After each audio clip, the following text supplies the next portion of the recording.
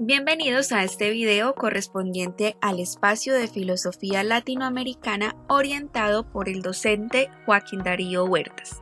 Mi nombre es Laura Dayana Garcés, estudiante del programa Licenciatura en Filosofía, Pensamiento Político y Económico.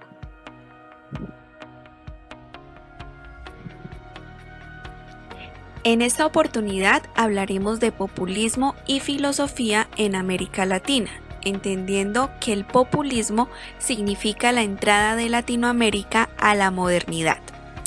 Es un movimiento cuyo resultado es la versión latinoamericana de la política moderna, dentro de la cual se produce una identidad única del pueblo representada por un máximo líder.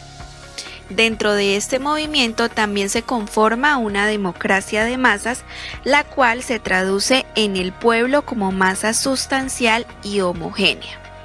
A través del populismo se abren espacios para entender la filosofía latinoamericana como reflexión sobre lo propio.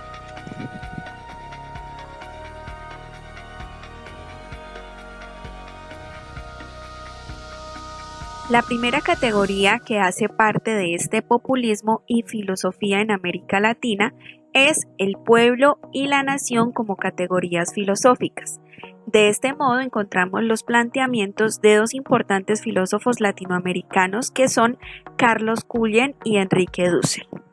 Para Carlos Cullén, el pueblo se encuentra arraigado a la tierra y es una comunidad con tradiciones propias, mientras que la nación nace de la autoconciencia del pueblo y es una expresión política de la identidad cultural. De otro lado, para Dussel, el pueblo está conformado por campesinos, indígenas y trabajadores que comparten un mismo proyecto de liberación, y la nación se convierte en el horizonte geográfico, cultural y religioso en donde el pueblo tiene sus raíces. La segunda categoría consiste en la búsqueda de la América profunda. Encontramos aquí los planteamientos de Rodolfo Kusch, para quien en el suelo americano conviven dos culturas opuestas. De un lado se encuentra una cultura superficial y visible, producto de la civilización europea, y de otro lado se encuentra una cultura inconsciente y profunda con un carácter mucho más popular y de origen ameríndio. No obstante, pese a la existencia de estas dos culturas tan distintas, existe una superioridad de lo telúrico, es decir, un triunfo por parte del etos popular, de la cultura amerindia y propiamente indígena americana. En la tercera categoría encontramos la importancia del mestizaje como expresión de identidad.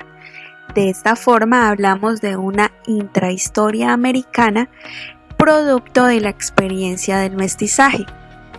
América nace y crece como el lugar donde concurren todas las razas y progenies del planeta.